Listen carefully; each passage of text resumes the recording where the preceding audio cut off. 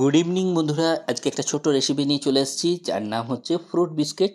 তো বাড়িতে যে নর্মাল বিস্কুটগুলো থাকে সেগুলো দিয়েই করতে পারা যাবে। 8 পিস বিস্কুটের সাথে আছে আগে থেকেই কেটে রাখা কলার টুকরো, আর আছে খেজুরের ছোট ছোট টুকরো, সঙ্গে আছে কিশমিশের টুকরো, আর কাজুগুলোকে ছোট ছোট করে গ্রেট করে আমি কেটে নিয়েছি। খুবই ইজি এবং খুবই টেস্টি খেতে। তো একটু বাটার নিয়ে নিলাম। বাটার নেওয়া হচ্ছে আমুলের বাটার, আমি এখানে ব্যবহার করছি।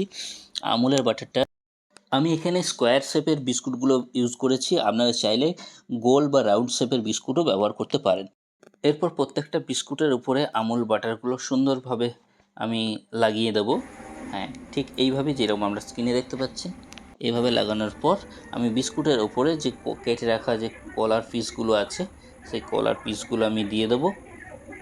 এইরকম বাড়িতেই থাকা প্রয়োজনীয় জিনিস দিয়ে ছোটোখাটো রেসিপি বানিয়ে নিতে পারবেন। তাই এই বিভিন্ন রেসিপি দেখতে হলে আমাকে অবশ্যই ফলো করতে হবে, সবকে সাবস্ক্রাইব করতে হবে মৌসুমন ব্লগটিকে।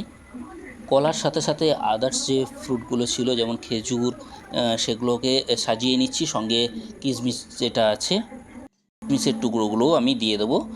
আর লাস্টে আমি দেবো যে গ্রেট করে রাখা যে কাজুগুলো আছে সেগুলো।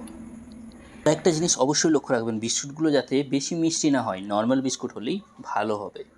আমার ফ্রুট বিস্কিটের যে রেসিপি তার ডেকোরেশনের একদম কমপ্লিটের মুখে আমি লাস্ট ফিনিশিং কাজুর যে ছোট ছোট টুকরোগুলো, গ্রেট করে রাখা টুকরোগুলো, সেগুলো আমি সাজিয়ে দিচ্ছি। পারলে একবার বাড়িতে অবশ্যই ট্রাই করবেন এবং বাচ্চাদের খাওয়াবেন এবং আপনারা নিজেও খাবেন। অবশ্যই বাচ্চারা খেলে নিশ্চয়ই আপনাকে আবার পরবর্তীকালে বানাতে বলবে। তো তো আরেকটা কথা, আমি কিন্তু এটা ফার্স্ট টাইম বানালাম। এরপর যে বিস্কুটগুলো আছে, বাকি বিস্কুটগুলো, সেগুলো দিয়ে আমি একটাকে কাভার করে দেবো। কাভার করলে একটা দারুণ লুক আসে।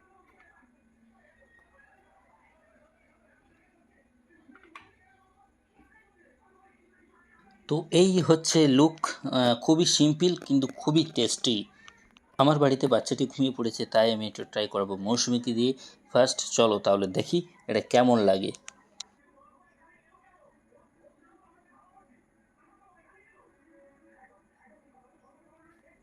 তো এবারে এই ফ্রুট বিস্কিট টেস্ট করার পালা। মৌসুমি প্রথমেই একটা নিল এবং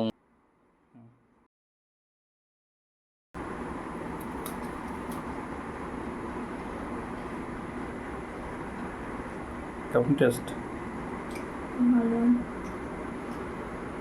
আমাদের তাইও। তো বন্ধুরা, মৌসুমির দারুণ লেগেছে। এরপর আমিও একটু খাবো। তো এখানেই শেষ করলাম ভিডিওটা। যদি ভালো লাগে অবশ্যই লাইক, সাবস্ক্রাইব, কমেন্ট করে দিও। মৌসুমন ব্লগটিকে অবশ্যই সাপোর্ট করুন।